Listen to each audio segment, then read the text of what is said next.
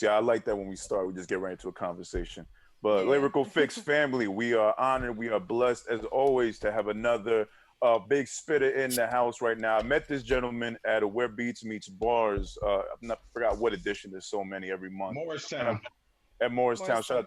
Shout out to Keith Chandler, Shout out to Andy, Keith, Curlin, Andy, and Curlin, the whole True and whole Living. fam, True and Living fam out there. I met this fallen artist. Saw him rapping. Also, where I met Ish K as well, our guest from a couple weeks back. But this dude, incredible spinner.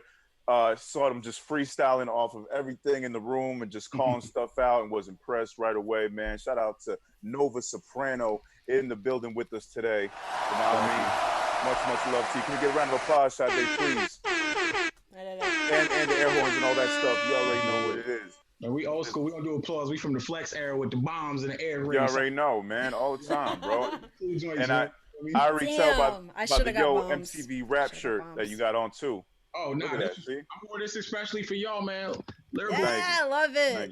Y'all know what this is, man. This That's is what it Yo, is, I got man. the same one. No, I have this where it's era. like the big. I have the big MTV, and it just says "Yo," and then raps Nah, is in the remember this one? MTV This was the logo. actual logo. Because if you remember, maybe 5-10 years back, Yo Gotti has this chain, but instead of it, Oh yeah, yeah. Yo Gotti, Yo Gotti is right. like everybody's like, Oh oh, man, TV raps. Yeah, I know about that. Yeah, but you have to live through it, man. I was a kid watching. it was Drake, different. man. Come on, man. Dr. Dre and Ed Lover, come on, man. Watching my favorite spitters up there, man. For real, that was it. See, that's how you know who really was about this shit when you mentioned Dr. Dre and Ed Lover and they think the other Dr. Dre. Man, listen, we talking about Dre, lover. Who's the man? Come on, son. That's just it. Man.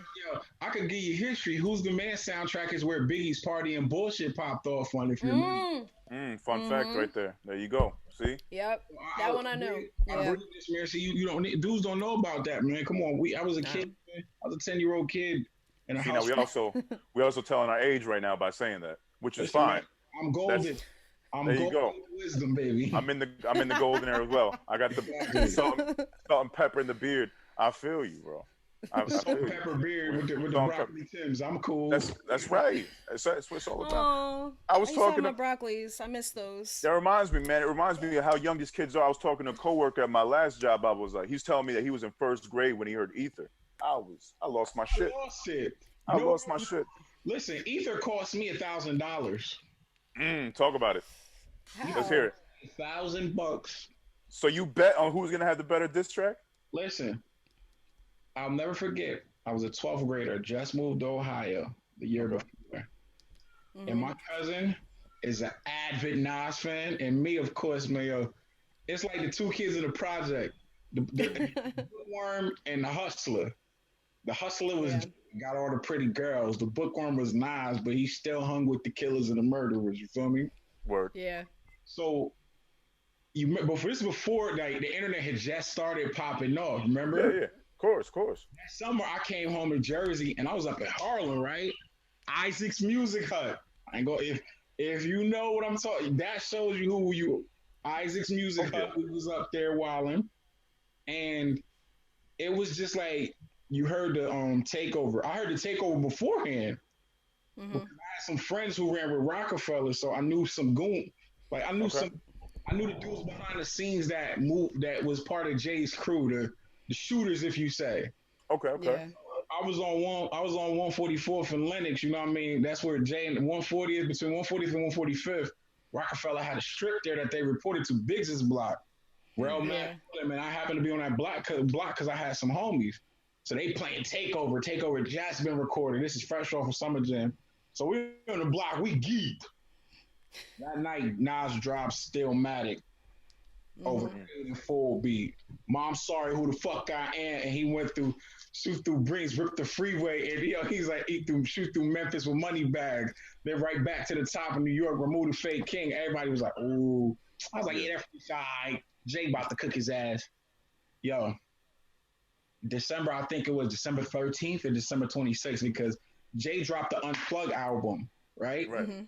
I was a senior in high school. I'll never forget that day, December 7th. K Slade dropped Ether on Hot 97 on his mixtape. When you heard that, Yep. Fuckers. I go to my cousin and say, oh shit, this nigga done dug the soul of Tupac up. I was in military. We was in the car. You know when you in high school, before you go home, you trying to get your weed off before you go. Your parents don't know, so you can spray up, go in the crib, take a quick shower, fold your weed clothes up, and watch when they come home. we park in the car. We twisting up. Got some haze. I'll never forget what I had on. I had an all black Rockaware tracksuit. If you remember those Rockaware tracksuits, yeah. I had one. I just dipped in my pouch. I had like a couple stacks in there. We had made a bet prior when Takeover came out September 11th. Because we left school early that day after the Towers thing. Right. So we were listening to Takeover, and I was like, yo, Jay just cooked them. So I bet him and my man $500 apiece. So then you cut off.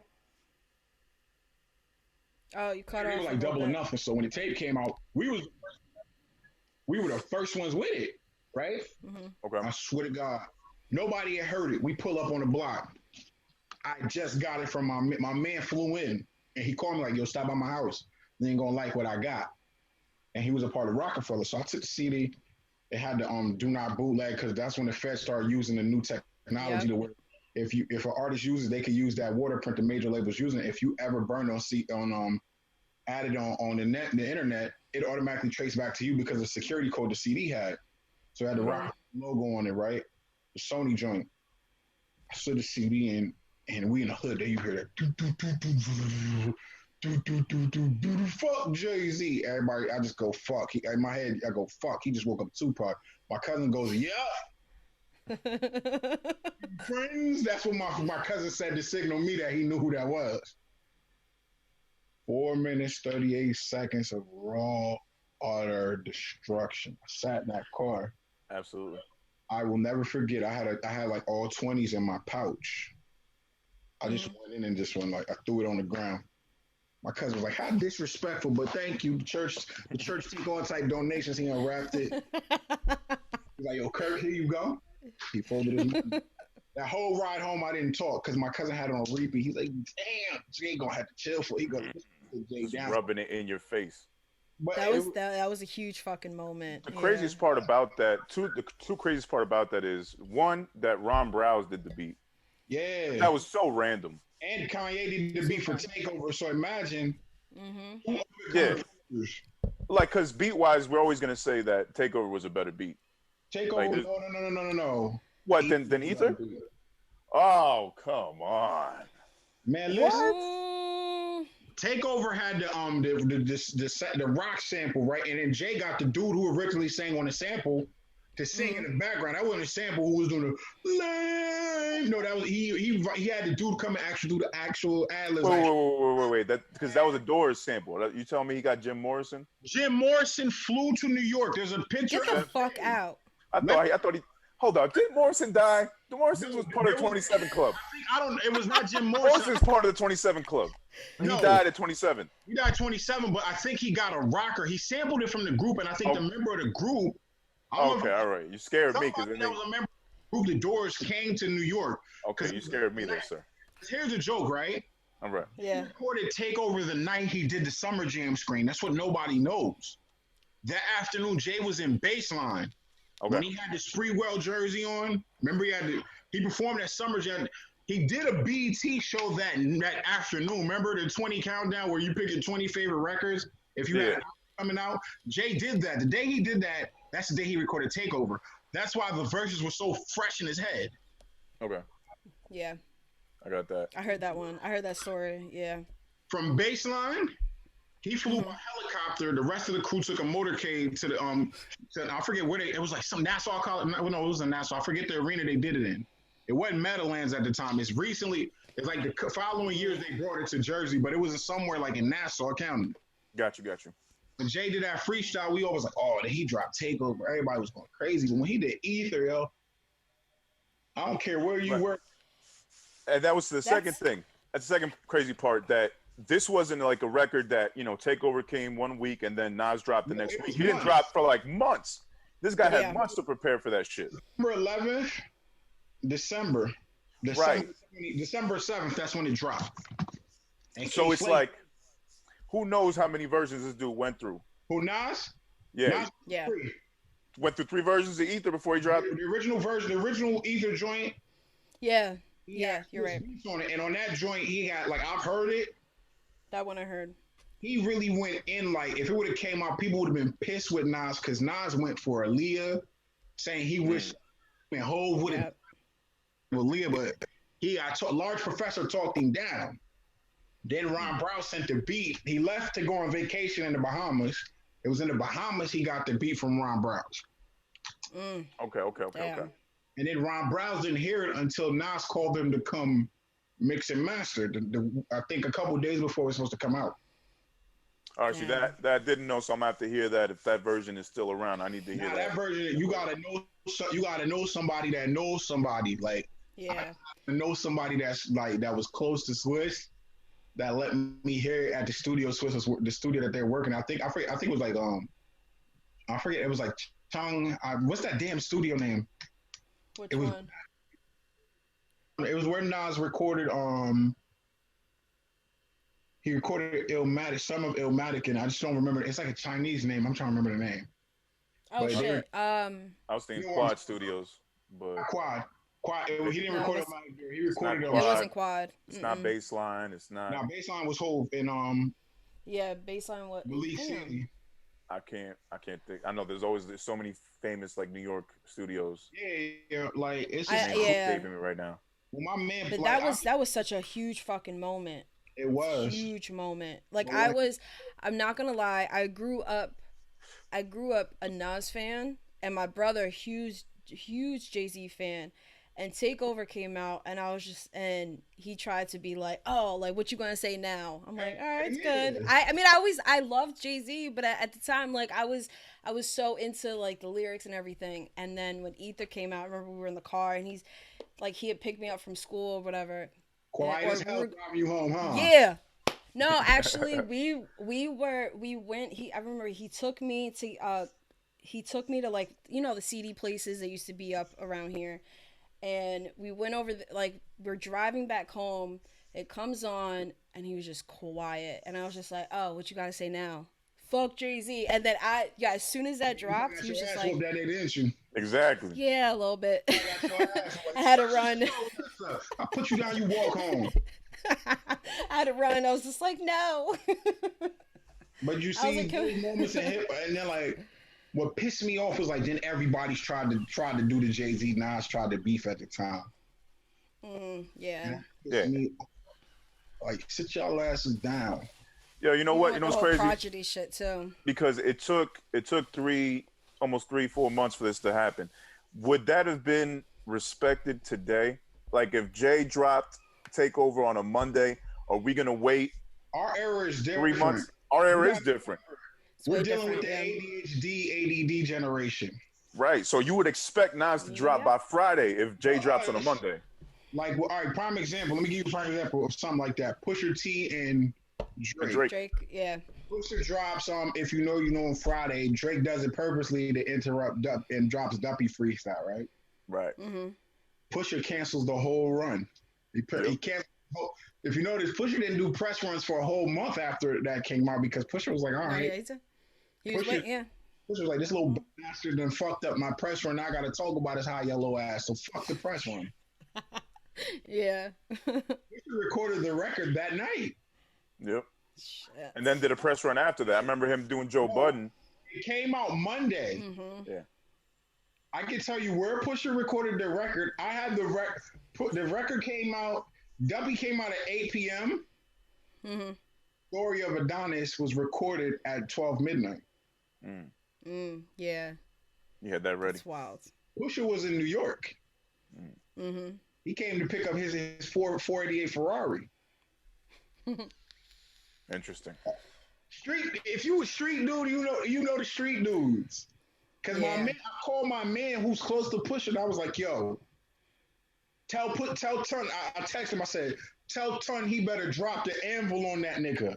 I'm tired of these motherfuckers. And then my man, 30 minutes later, I'll never forget where I was. I was in school. I went to go handle something. I think it was my ex at the time. I drove her up to Seton Hall because I just graduated. So she was still in school. I drove her up to school, and my FaceTime was going off. And she was, I'll never forget because I remember that brought a big fight. She thought it was a girl calling me at 1 a.m. And it was a New York number. And I was like, answer it. She answered it. And then she had my headphones in. And then she stopped talking. And then I just hear her go, oh, shit. I said, what happened? She said, Drake is finished. So my man comes on the phone. He was like, oh, what's up, little mama? Where Novak? Phones out, and I'm just hearing it. Doom, doom, doom. Yo, drug dealing aside, ghost writing aside. I was like, oh. Yeah. But my man, you can't tell nobody. You can't tell nobody. So the only person I could talk to about the record for 48 hours is my shorty. Yeah. So I'm asleep in bed. 3, 4 in the morning, she wakes me up. Wake up. I'm like, what? She's like, yo, Drake's gonna kill Pusha. Her full nightgown, she's sitting in the bed like this with a pillow like. I'm like, did you go to bed? She was like, no. No. Oh, she was thinking about it the whole time. She was like, Drake has a son, and I can't tell nobody. I'm like, you won't be able to, you want to tell your girlfriend? She's like, yes. But if I tell anybody, they won't believe me. And then when the record comes out Monday, people going to think we're crazy. I was like, so what do you want to talk about? She was like, he really has a son and tried to play this shit off. I was like, didn't I tell you that when he mentioned Pusha's wife's name, it was going to be a problem? Oh yeah, yeah. We all saw that shit coming. This is. I didn't see the sun happening, but listen, no. The sun has been out for a minute because what's her name? That little stupid girl that's a stripper, something Sophie. Blaze, Johnny Blaze. Johnny Blaze, yeah. Blaze had revealed it. Yeah, I thought it was bullshit when she did. No, she revealed it, and then a picture dropped of Drake with the girl in Paris. Damn. Sophie. Oh yeah, Sophie. Yeah. So, and on top of that, she's a sweetheart. She's not that bad. She's a very voluptuous woman. She's voluptuous with a chin in the nose. That's all I'm gonna leave it at. God forgive me. Oh man, she's got the female version of the Crimson Chin. I zoomed into that one. You know what? She's a cool girl because I met her before. Now, okay, good painter. One thing about this is good painter, and she used to be a star tender back in the day. Good. Yeah, I heard about that one. Yeah. I've caught a glimpse of her on X videos back in the day. We're gonna keep it PG because kids watched it. We don't gotta keep. I've seen X videos. We were talking about sex stories before this. And so like, we really were. The girl who see, the funny thing is, I tell people all the time, be careful what chick you lay down and talk to. Pillow talk. That pillow talk could be dangerous. 40 the end of you. 40 sold the team. No, 40 OVO 40 sold the team on that one. That one, he sold the team. Yeah. He was tricking heavy on the girl, fell in love with the pussy. Mm-hmm. That punani is dangerous. And started rattling off internal secrets. Yeah. That girl in turn spoke to somebody, and she spoke to the wrong person. Right. Because the person she spoke to was very close to Pusha. Like, when I mean close, like very close. And when it came out, the girl went on Twitter and admitted that it was her. Right. And she didn't do it to be malicious. Yeah. Right. It just happened. She was gossiping. 40 was dropping tens of thousands of dollars on that girl every month, paying bills, all that stuff. Oh, poor 40. Poor 40. Damn. They tried to blame Kanye, but Kanye was being a sucker too. But yeah, that was the first story that came out. Like, I heard that he heard from Kanye and blah blah blah. But it's like Kanye did too much, and Jay Prince. I respect Jay Prince, but Jay Prince did too much. Yeah, it got out of hand. It was a little too much. It didn't get out of hand because Jay Prince knew only thing Drake could do was go after Kanye. He can't push Pusha, I'm talking from the street section now. His reputation is solidified. Oh yeah, for sure. Sure. That VA thing, them VA dudes. Like, dangerous. VA's my second home. Mm-hmm. And you probably, I made a reference to it on a record on 848. Yeah. Yeah. That's a true story. That's my life on there. Mm-hmm. VA dudes, they really, and I know the dudes behind, I know the OG behind Pusher. Okay. Yeah. Shout out OG Tony Jeezy. He just came home a couple years ago. The Clips former manager. I'm like, good dude. Yeah, he spoke about him recently too. And if you notice, when that war started from Exodus time, Drake stopped going to Virginia. You notice that? I did not notice. Mm-hmm. Tour But runs. I would assume. I would assume so. Drake's tour runs never went through Virginia.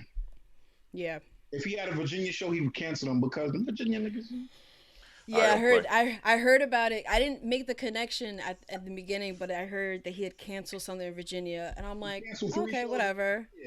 And for me keeping my ears to the railroad tracks, a warning was sent out.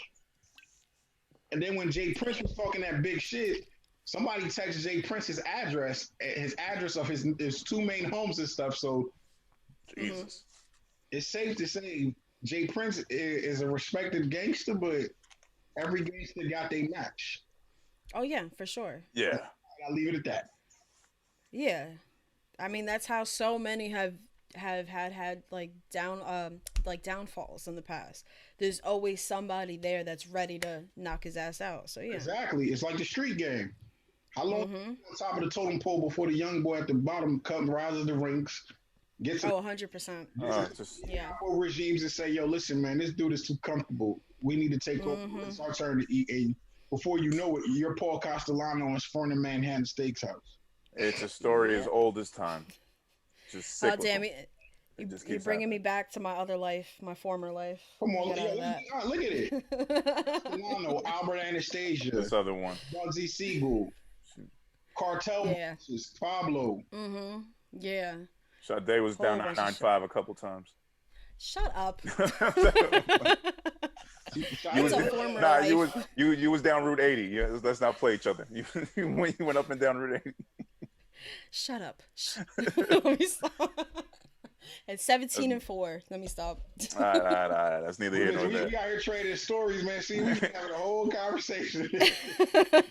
Trading war stories. I know. Let's talk about you though. Let's talk about Nova Soprano. Let's talk about that. Yeah, man. So what I mentioned before is that, we did first meet over at Where Beats Meets Bars in Morristown. That was a nice, memorable day, man. But from there, I hadn't really gotten to know you from that. Obviously, just the project you've been dropping now. We've been communicating back and forth on IG. So from where you got to that point, what was going on beforehand to when we met up that day? You remember that night when we was in Morristown? That's the night that Zani came out and surprised everybody and won the contest from in Brooklyn. Right. So since Morristown, like I remember, I took a month off. I was in the process of actually recording 848.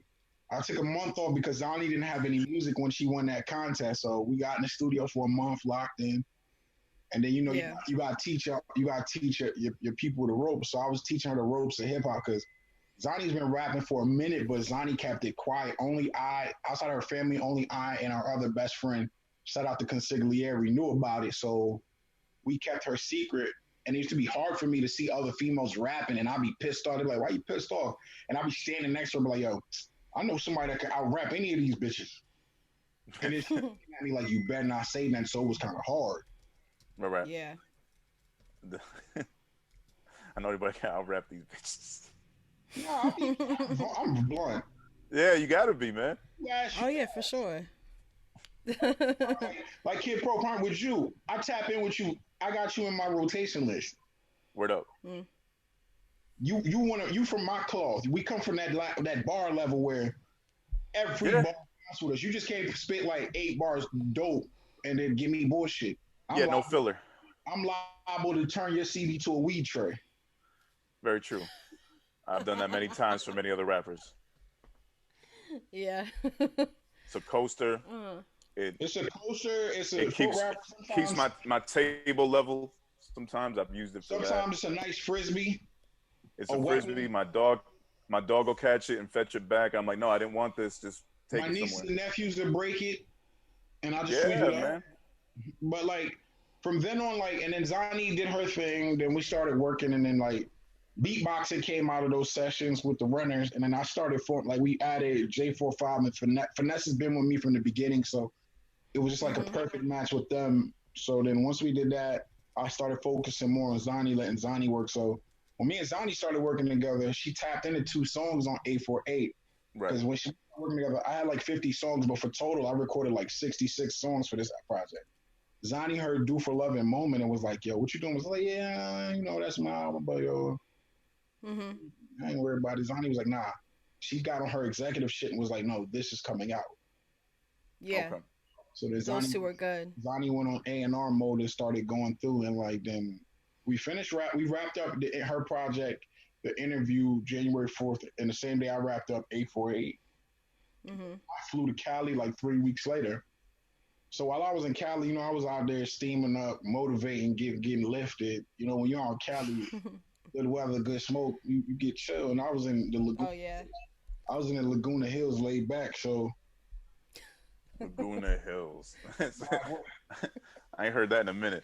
And I was in Laguna Hills, man. It's a beautiful view from up that place. Laguna Hills. I fucking bet. Look at like the mountains in the Pacific. So Black Rose sent me beats. Okay. And the 6 days I was on Cali, I came up with a whole new tape. I got a vibe. I got LAX Flights, Tijuana Nights. Okay. I like that. I just started riding around, enjoying myself.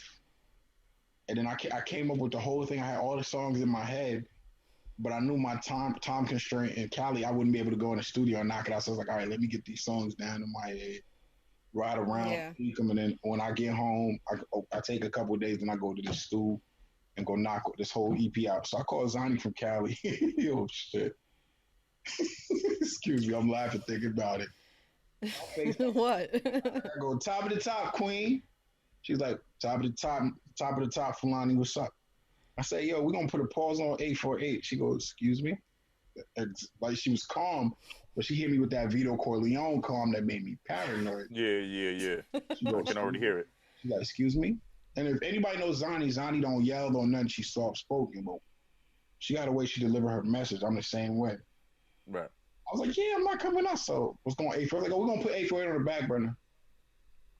All right, Joe, I'll call you back. I ain't talked to Zani till I landed in Jersey Thursday morning at 5:30 on the Red Eye. So I texted her, I landed. She's like, all right, go home, sleep, we'll talk later. So when I called her, so I went to sleep. She woke me up around 11. I said, Queen, what's up? Yeah, what's up? You good? You rested? Yeah. Fuck that new EP. Exact words. 848's coming out. Yeah, fuck that. She goes, that's final. That's final. What I'm going to say to my boss, because Zani's one of my biggest partners along with Don Chico. So when I'm in artist mode, they control the reins. Right. Yeah. I don't have executive say until after I come out of artist mode. Then I meet the chief, the CEO. Don Chico's the COO. Zani's the chief financial officer. I'm the CEO. Right. Damn, we got 9 minutes. Shit. So let me make this quick. Oh shit! All right.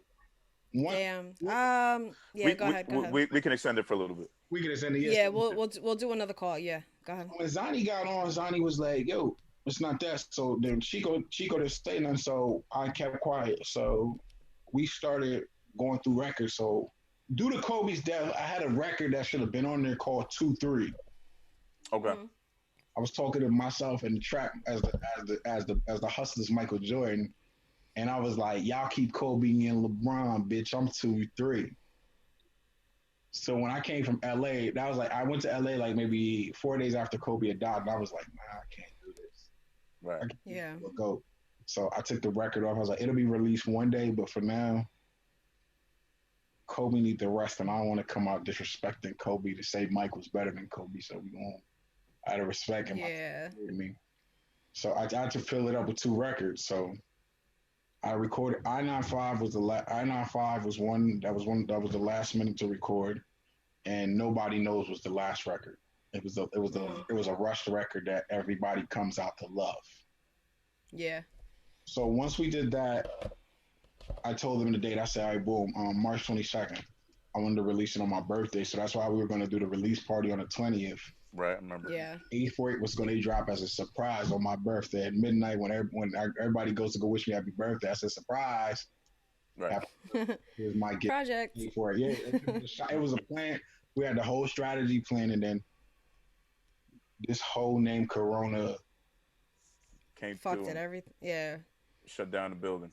Corona It shut down everything. shut down everything, man. Yeah, it was a shame, man, because I remember you sending me the invite. I'm like, all right, we're about to get this, about to hear this in full. Because I got that's the first time I think we would have had all of New Jersey's top podcasters, college I was excited for that shit. influencers. It was supposed to be a room full of 50, and we sent out 150 invitations. We got 160 RSVPs. Damn. We were trying. And I didn't even get to RSVP, but I was gonna be there. Oh So no, we imagine all the people that Oh, did. no, Yeah. I did, and I was going to bring you either way. So KP already talked, and KP was like, "I'm coming." So you spoke for me, good. I said, "KP, you good? You got to guess. You got." I was like, "I got you." yeah, Okay. It was Cool. gonna be because it was gonna be lit that night, but then Corona shut it down. So I was like, "All right, what can we do?" I was like, "All right, let's put it out May 1st," and then I shot the commercial when I was gonna make some.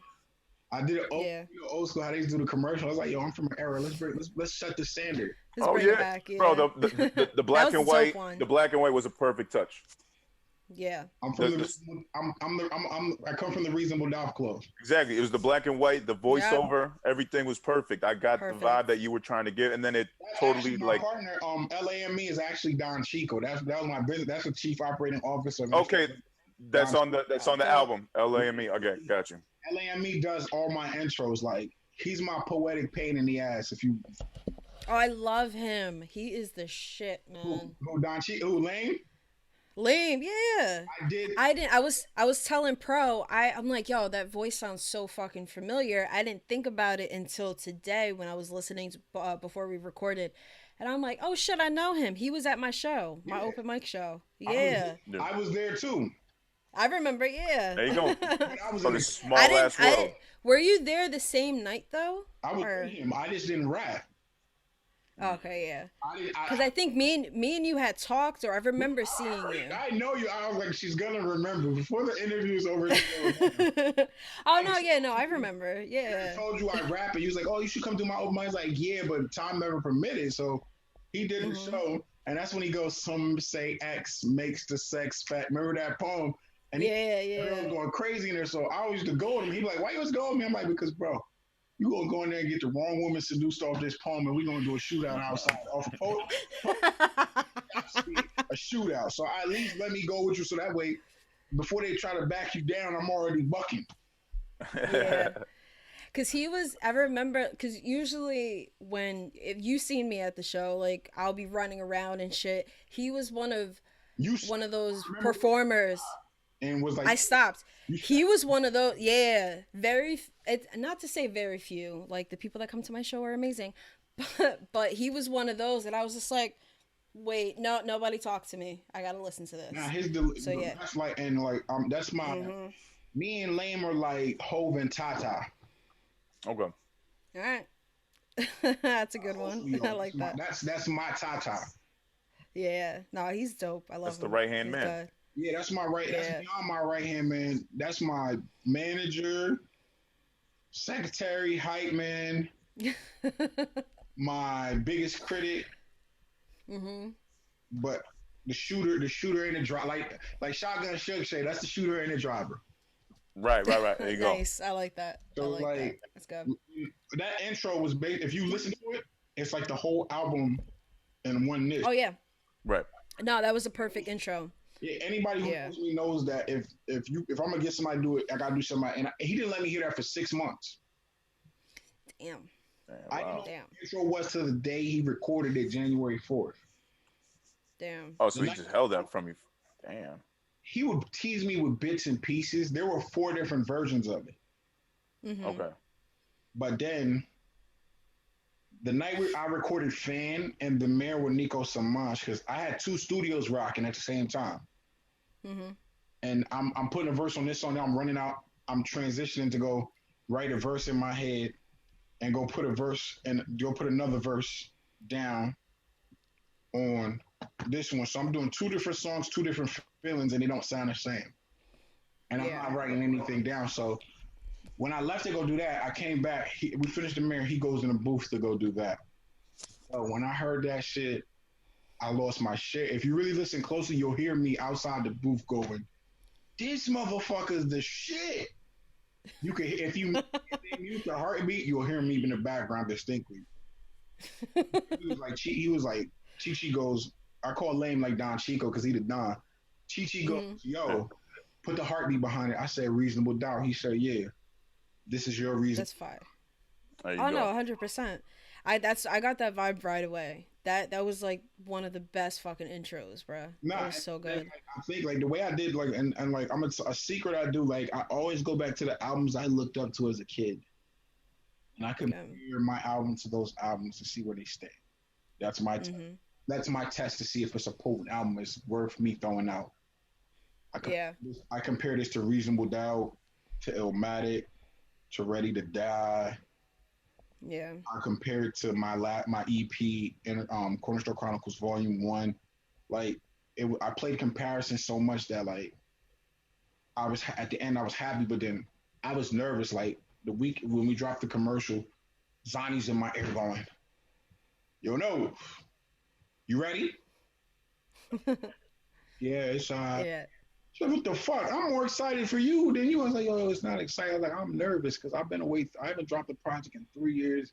Right. And I know the bar people. I know where people rank me at in the state. I'm pretty up there, so I can't come on and throw no dud out here because then it's gonna be a problem. Threw the record out. I went to sleep. Here's the funny part, right? You know how people stay up to watch their 12 o'clock? Yeah. I went to sleep right here in the living room. I fell asleep on the floor. I grabbed one of these pillows and I said, let me take a quick hour nap.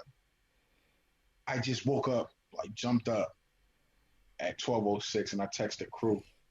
Album's out and then everybody texted me back. We know. We were listening to it. And then group FaceTime went down right away. Everybody gone and the whole team. So like I was in shock. But then like what happened next is what shocked me. Like I pick up the phone, it's 12:15, and like I'm just hearing my crew go, OG, this shit is fire. You got a classic. So I blew them off. You know, it's my crew, so I'm like, all right, whatever. My older sister calls me at 4:30 in the morning on her way to work. She goes, what you know about Fanboy? I say, yo, I don't want to know about your life. And I hung up on her. Yeah. And then the reaction I got from Sierra Leone, my friends in Europe, Asia, like people were so happy because I'd been away from so long. And then when I dropped that project, like people, I didn't know it was that anticipated. Then just how the week started going on. And then boom, I get a call, yo, you ain't heard the Lyrical Fix podcast yet? I'm like, nah.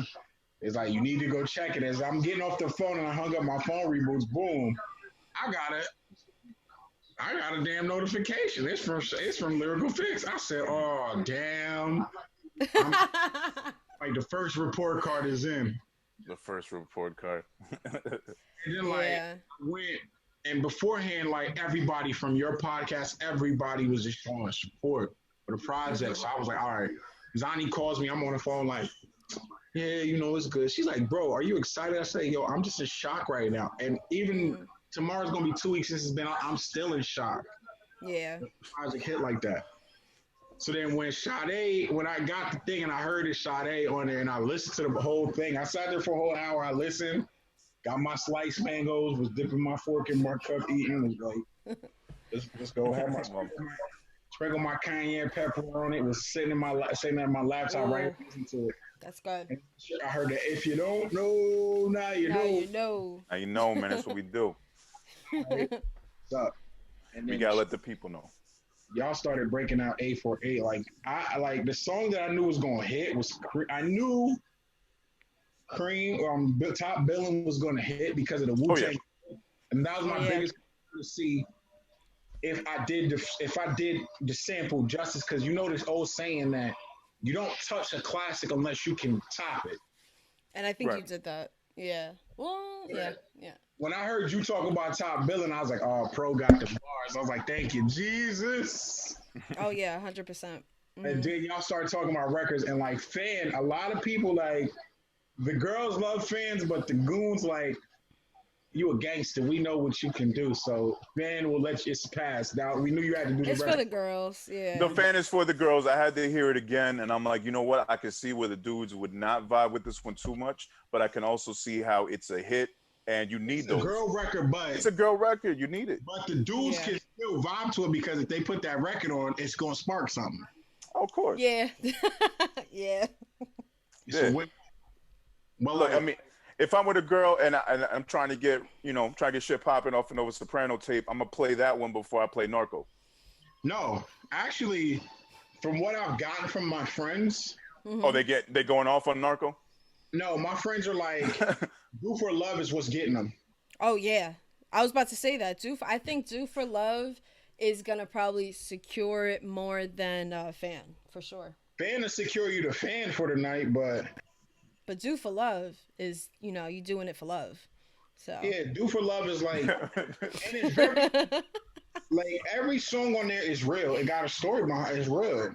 Yeah, that's what I liked about it. Yeah. When I was listening to it, and if I tell you something, I hate Narco and "Do for Love." You hate really? those? Wait, was it Zani who told you to put them on? Narco. I hate those records because the person who "Do for Love" is about is on Narco. Oh, okay. Yeah, let me look at it. Nah, that's all right. When you put it that way, okay, I can see and that. On top of that, the person who "Do for Love" was my secret A&R. I know you guys have been hearing me say a lot. Shout out my secret A&R. Yeah. He was the secret A&R. Like she was in the studio with me picking. 75 to 80% of 848. Her orchestration, like her telling me nah. Like the engineers and people in the studio would defer to her to get me to change my idea. Yeah. Like while they're arguing how to tell me, she got the influence. That's why. She'll look from the control room and give me this look, and I'll just say, "Yo, let's change it." And everybody being like, "Damn, how he know that's what we were thinking?" But they don't know me and her got to think, and then like she'll listen to records like Narco. She's the first person that heard Narco. Narco's actually produced by my cousin, super producer Abu G. And I actually sold that beat. Oh, sold. Narco was supposed to go to Dave East. Oh shit! And the plot thickens. Okay. He had been in the studio the night before with East. Yeah. East heard the skeleton track. So that night, I don't know what made me get up that day and say, "Yo, me and my cousin, he's such a good producer. Like he's worked with French Montana, Nipsey Hussle, all these people. Like he was friends with them before they blew up." So someone just told me that day, "Yo, go visit." January 2017. I got to his house 2:50 p.m. And I'm on Snapchat. My homegirl dropped me off. I didn't even get out the car. I heard the beat for Narco from outside. Ran up steps, went downstairs, opened the door. Ding, ding. I was like, and I got the video. And you hear me on the video going, woo! I'm just shaking my head. Mind you, I got it in January. I didn't touch it till June. Damn. He was like, "Oh yeah, I promised Dave East I finished it." I said, "All right." He went to the bathroom. Wiped it off the computer. No trace of nothing. Because he's a computer genius, and I did some computer glitch, which I know he's like, "Oh man, my beat." It's gone. Damn, cuz. What happened? You ain't save it? No, I didn't save it. Damn, cuz. You remember the issue? You remember the things you used? No, I don't remember none of the things because everything on there is original. It's not a sample. He played it's no sample. All the original he created. I said, "Damn, cuz." Like, "Can you drop me up at the train station?" "I call you Uber, man. I gotta fix my laptop." I was like, "All right, cuz. I love you." Got in the Uber. Boom. And back to it. From New Brunswick to South Orange, I'm just like. So when I came up with Narco, I sat in front of my dorm. Narco is something I penned because I wanted to be vicious on it because that's that old school. Yeah. Yeah. That's the East Coast griminess. Yeah. That stuck out to me right away. So I was 100%. Listening. I'll be listening to it and I'll leave it alone. I listen to it. So one day, my cousin Specialist, I made him associate producer on me because that's what I was testing records on. Mm-hmm. This is before even Zani got on. I recorded Narco in 2017. I sat in front of the dorm. I started writing it. Damn. I had it in my phone, headphones. I sit in front of my dorm in Seton Hall. I'm in summer school.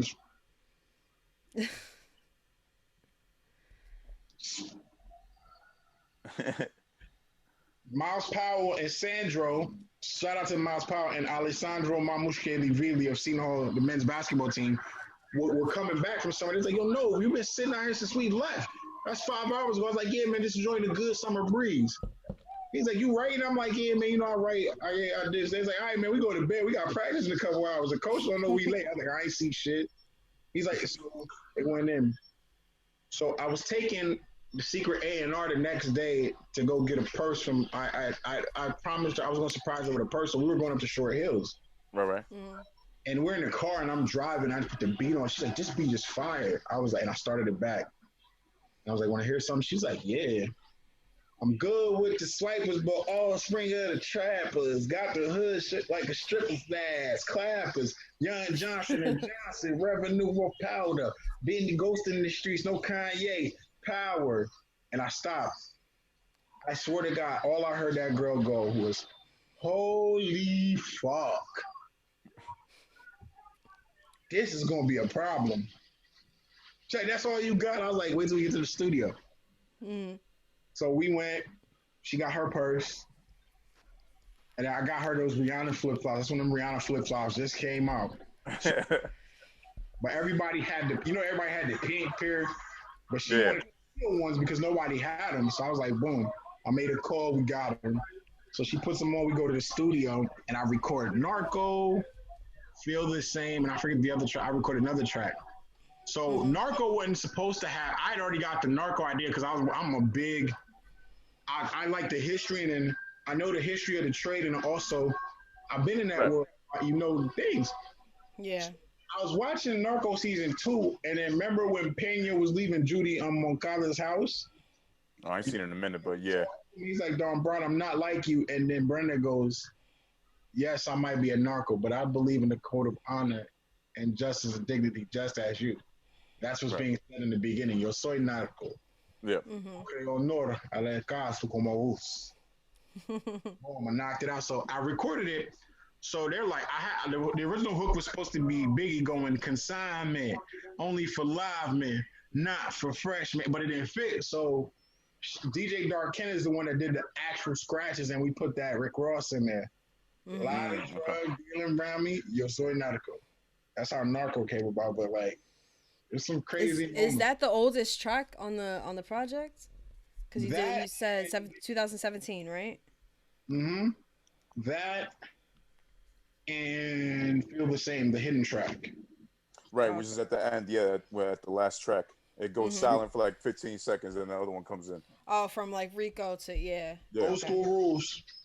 Gotta have the hidden track. Now, once I saw 6 minutes, I'm like, all right, there's a chance that this might be a second track in here. Oh yeah, for sure. Yeah. I seen it. I was like 6 minutes. I was like, all right, now it has to be another one in here. And I'm pleasantly surprised. But everything else is from 2019. Okay, gotcha. Okay. From March. That's dope though.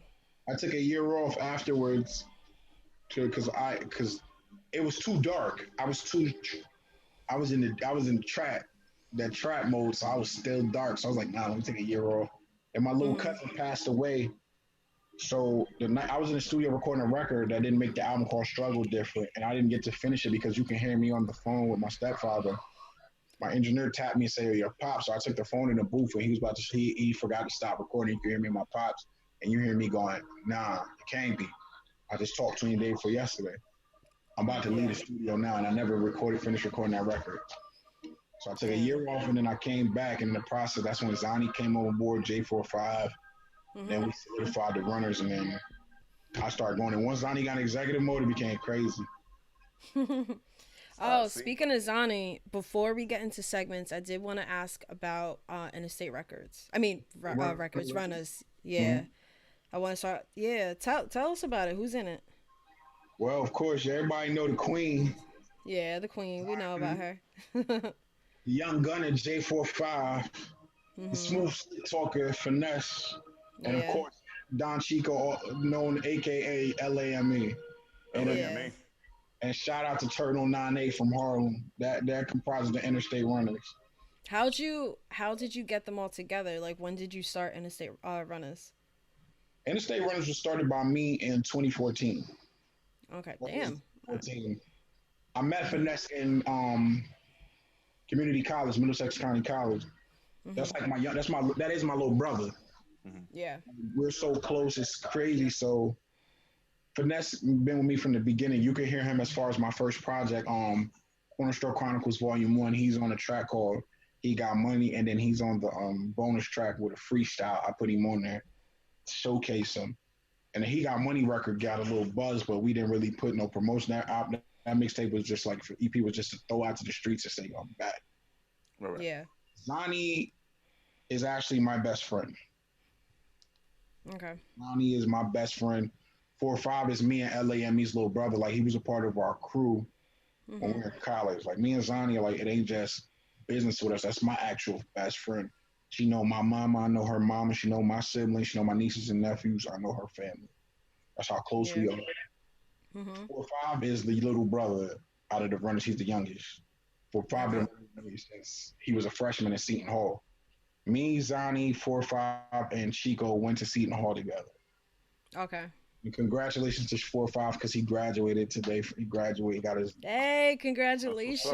to him. um, Nice. 8. That's Zani's Mhm. best friend's older brother. He's from Okay. Harlem. Okay. So you guys are literally family, pretty much. We the Corleones. That's how I compare. Oh yeah. Family. I like that. Yeah. All right. That's what it So. is, man. Got Zani's the guy. Michael. Zani's Michael. I'm Vito. Chi is Tom Higgins. Mhm. Eggs. Then you got your Al Neary's, Rocco Lampones, Mhm. and the Luca Brasi's we keep in the street. We don't keep them on the business side. Of course, of No, course. no, because you need to keep them on the side. I feel Yeah, that one for Keep it sure. separated. Yeah. That's what it said. Breaking down the family unit. That's what it. I like that. yeah. All right. So going into a little more about showing love to other people, we got our two segments that we have with our guests. So the first one we're gonna start with the fix today. So this segment is about you telling us about any song at all, any genre. It could be your song if you'd like. That means the most to you, whether a song or a verse. Break that down for us. If I just say a song or verse, everybody knows who I'm going to say. Zani. Yeah. Okay. All right. Which What one? song What or verse song? from Zani? Zani currently, shameless plug. Zani's EP. The interview will be out July. Announcements forthcoming within a couple of days. When the mixing Mhm. and mastering phase. Zani has a record on that EP called Salutation, Okay. Mhm. and it's like a letter to herself. Ooh. Okay. Okay. It's the Mm. intro to the interview. It's the first track on the interview. Yeah. The way Zani goes into that thing, like if you're not motivated after you hear Salutation, you'll be motivated. Nice. All right. And that's gonna be ready once the project drops. It's the first song on the project. First song on It's the already project. All right. recorded. We just Yeah, I have was to. about to say that sounds like an intro. Yeah. Yeah, nah, Salutation, like it was just us in the studio messing around, and she played the beat, produced by Black Rose, in-house producer. I forgot. Oh, that's another member of the Interstate Runners, Black Rose. Check out a single Decline out now. All right. Word up. Okay. Gotcha. Black Rose. But Yes, can't forget the rest of the fam. yeah, Black Rose beats because without the beats, there's no canvas to paint the pictures we paint. Oh So no, So, 100%. Yeah. oh man, the Mhm. producers, the engineers, everybody, man, it all yeah. goes. We got to Shout show love to everybody shout involved. out Pete Carrera, my engineer. Boom. See what I mean? Always got to show love to the Yeah, engineers, man. Everybody plays a part. I can tell you stories about stuff. And like another record I would say that which means a lot to me was Fulani Blue. I was off of my EP, my album. Yeah. Okay. Mhm. Zani set the tone for me to go in. I used a whole different style on Fulani. It's not a regular style you'd hear me use. It's something new I used. Yeah. The beat was just so like unorthodox. Mhm. As It you had, But add I that think, but work. I think you worked it right though. It It had definitely a dope, works. had a dope video game sample to it when yeah, I it heard it. Yeah. wasn't even a Yeah. sample. Right. But it sounds like a video game. Like that could have came off of any video It could game have from the been, early yeah. 90s. Yeah. It had that tone to it. That's what's up, though. When Zani I told Zani, was like, yo, this is my hood. Fulani Blue Eyes is actually my nickname. Yeah, I heard you mention it earlier. She calling you. Yeah. Don Fulani, like, or Fulani, that's what everybody calls me. They call me the African Frank Sinatra. Okay. I like that. Frankie Blue Eyes. Because you see me with politicians, state, local, federal, and then you know how to mix it up. And then you see me with the gangsters. Yeah. And I'm comfortable. So yeah. When Fulani Blue Eyes was done, I called Zani when I was like, "Sis, man, I got this idea for a record. I want you on the hook." Because like you hear me and her always on record together, but the album, I was like, "I need you on a hook." And she's like, "All right." And she did her homework on my tribe. I gave her things, so she called me like, "All right, just the hook. I'm back down for shit. I flip the pounds I make, get the money when I want. You know, I'm down to win." And I was like, "I don't like it." She's like, "Listen to it." So she listened to it, and I'm on the phone going, "Who that? Who that? Who that? Who that? Who that? Who? Fulani Blue Eyes, guess who?" And we was like, boom, that's it. So Zani comes to the studio. Shout out Wreck the Artist too. Her and Wreck the Artist did a song called Communication Part 1. It was her session. Zani's on the way to leave to go to work. I said, "Zah, before you leave, do me a favor. Like, put the hook down for Fulani Blue Eyes." So she does a one take, knocks the hook out, and that's her whispering going, Fulani, under me. Yeah. She comes out, "That's good." I'm like, "Yeah, you ain't gonna stay." She's like, "Nah, I gotta get to work, bro. I gotta go get the bag." So we do the runner's handshake. She leave. I go in the booth. I start laying the first 8 bars down. Nico Samaj, shout out Nico Samaj. Also, Samaj season out right now. Go check that out. He was coming in the session because I don't know how, he always used my sessions to pick my brain. So Nico comes up and he's on the phone with her, and I had the first 8 bars, and you just hear Zani go, "Damn, I should have called up work. I should have been on Fulani Blue Eyes." Okay. So every 4, I was going in and out the booth. Like, I spit 4 bars, they walk out. So for the first verse, because I hadn't opened my mind up, so I just opened my brain up. So once I got the first verse on, I just zoned on the second verse. And then when Fulani Blue Eyes was done, it played for 45 minutes. So that's the only song like I memorized on the spot and didn't even want to listen to afterwards. So when I left the studio, Fulani Blue Eyes is blue. When the album dropped, it's the most, everybody loves Fulani Blue Eyes. I'm like, wow. Yeah, it was a good one. It's my top 3 for sure. That and Top Billing have always been due for 3 songs that everybody argues for number 1. Yeah, those are on my top 2. Yeah, I'm a part of my top 3, I would say. Yeah, I'm just a Wu-Tang head, so the sample got me right away. Yeah. That's pretty much what it came down to for me. Yeah, and it came on, and then we flipped it going back and forth with each other. That too, it remind me of the Jaden style, you know, the way they did it. But mostly, a lot of people said Foxy and Jay. That too, yeah. Yeah. That too, well, the male-female, yeah, so I guess you can put the male-female aspect. Me and her were like on our Foxy and Jay, because we were arrogant with each other for that record. Right. 3 years before, and I told her, I was like, "Yo, you know me, I'm a vet. You know I killed you. We family, I love you. But I'm coming to assassinate you on that record." Right. And then she came at you too. Yeah. Nana sat down after we got off the phone, was so pissed that I said that to her. She wrote all her parts that night. When we went to the studio, it was like a marathon. I had to go in first, lay my part. As I'm coming out, she'd walk in. I got tired of walking from the booth to the control room, that I would just walk to the outer booth and just sit out by the door. Right. But that Mary Kay, it was a draw, it was a tie, but Nada got off on that song, because when she said "Pretty Chill with all my boys is Blaze," and it won't Kay's is spray. There's a third verse to Top Billing. That Mary Kay line crushed the third verse. We never put it up. He was like No, I was debating. I was just like, I feel like there's some type of they're going at each other. There's some type of competition. So I listened to it again to be like, all right, who got this? Who got this? That line though, that's bar. That's my little cousin. So I made it clear. I got to work with her. She's fire. I'm like, Nada, I'm not about to come play. I'm like, you're my little cousin. I know what you're capable of. Yeah. I know your style, but you're stepping into my world. And that was the first feature she had ever done. Oh, okay. She has features out, but Top Billing was the first feature. And when she came in, and I was like, I'm glad I got the first feature, because when your older cousin, little big brother, little sister always gonna piss you up, but little sister came in there was like, Oh yeah, no. She was No, in she got a mean right came out hook. swinging. She came out swinging. Yeah. That's for sure. Her right hook dropped me on that Mary Kay line. I was like, yeah, she got me.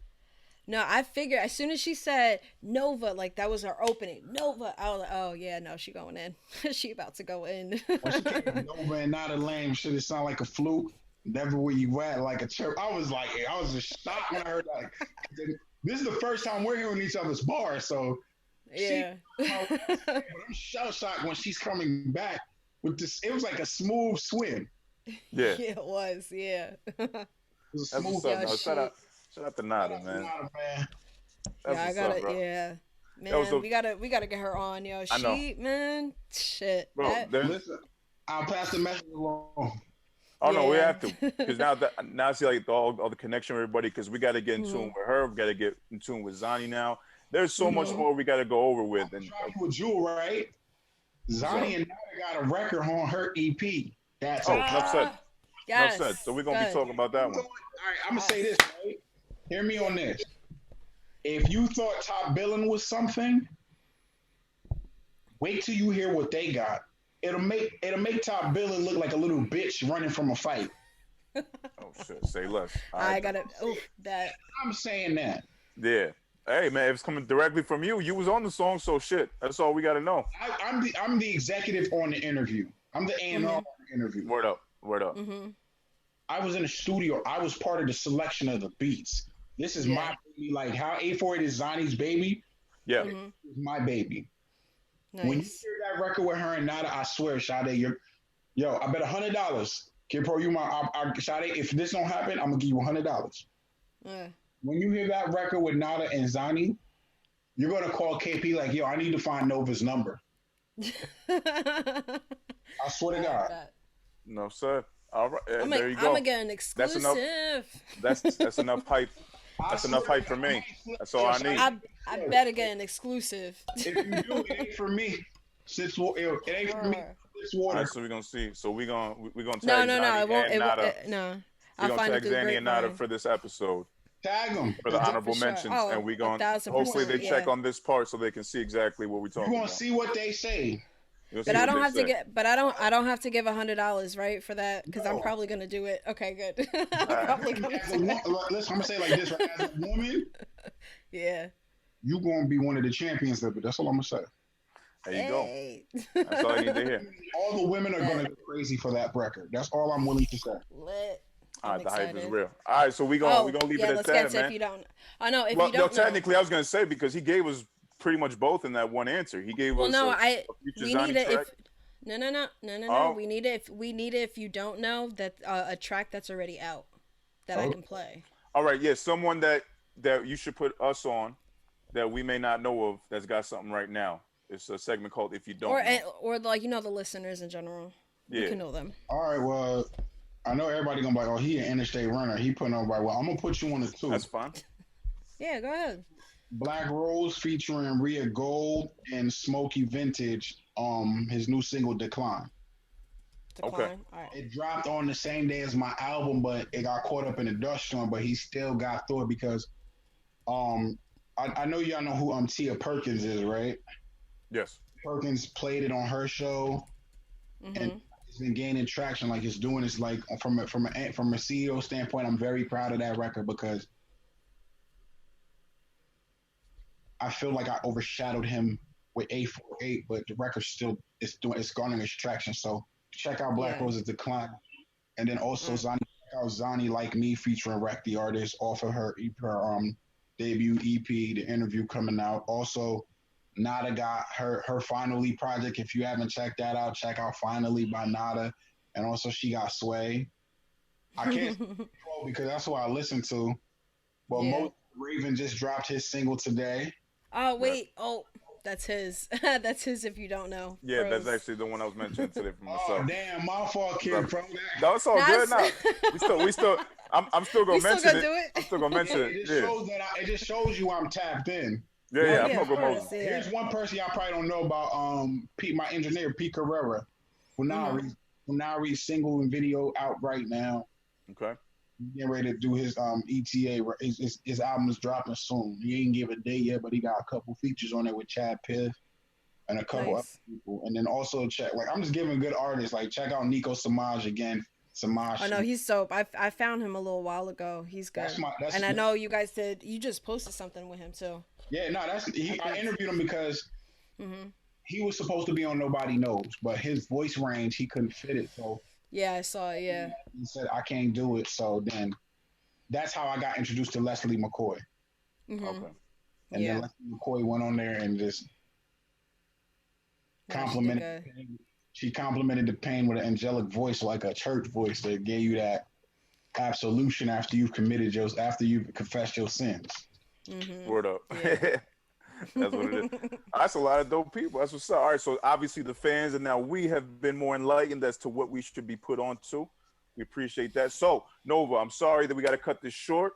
We got the rest of the show, but obviously we got more to get into now. Once we get outdoors, we try to make this happen. Again. I've given y'all little clues now to go searching for things that's about to come. Oh yeah, absolutely. I know for sure. And like, I want to thank y'all for having me because, like, I'm not gonna lie, like, Lyrical Fix is something I listen to. Like, you might not even know KP. Like, I'm more than just your fan like I respect you as a lyricist. But I came. But also, before we end, I got a message for you. Yeah. Zani says she waiting for you in the ring. If you know what that means. I don't know what that means. We can definitely collab. Yeah, absolutely. She said she's waiting for you. She got the gloves and the headgear for you. It's time to spar. Oh, time to spar, Jesus Christ. I'm always down for some beef. No, it ain't beef. Not beef, but like a competition. Like I'm ready. I'm ready for it. I'm ready for it. I'm always down to exercise. We respect that. We want to really spar with. Yeah. Her top 3. All right, then we got to set it up then. Scratched off one already. She scratched off Wreck the artist. Word. And she got you, and she got somebody else, but you're the next person on the list. She's one to scratch off. So she said. So I just came. You try to use my witness. You know when sisters send you with a message on delivery. Yeah. I don't want that issue. Hi Zani. I'll deliver it. All right, we'll get it. We'll get it popping. All right, so no, real quick, man. Tell them where they can find you. Tell them where they can locate your music, all that good stuff. Listen, man. 848 out right now on all digital streaming platforms. Trust me, if you need good music, listen. If you grind, it's a get money manual. Everybody said that's what I've been hearing. It's a get money manual, but it's not just for the hustlers. If you in college fighting right now to survive to get to the stage, hustling any kind, yeah. 848 for you.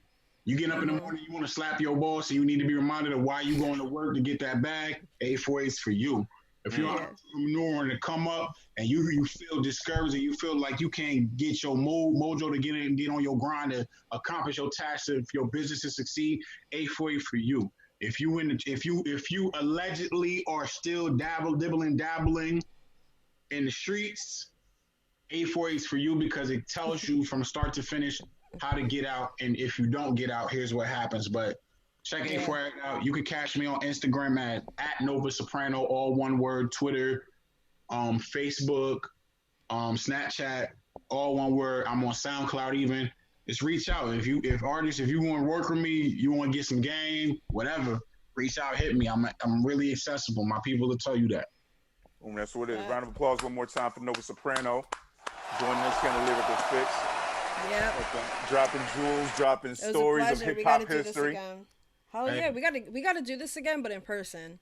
Full episode, we gotta do this. We're gonna make that happen, brother. Listen, the next time y'all call me, I'm not gonna come by myself. I'm probably gonna be. You're probably gonna have me, Zani, we got the runners. You gonna have the whole runners. Now, you might have the whole team in there just sitting there, and you're gonna be like, "Damn it, over we called you," but I can't. I feel like this right. What's missing in the game, and I'm gonna end it here. Support your team. Sell your team. Like, support your people's brand like it's your own. Rick Ross said that in the interview. Word. I'm probably one of the first people to go listen. Nice. Thank you. Thank you, brother. Anytime anybody I rock with, I support your brand like it's my own. Like, you hear me, I could be here to shout out my people, but I shout out everybody. People who are not even Interstate Runnaz because I support good music and I support Jersey. Anything that got to do with Jersey, from the George W, from the GWB to the tunnels, all the way to the Delaware River, all the way to 95 crossing to Pennsylvania.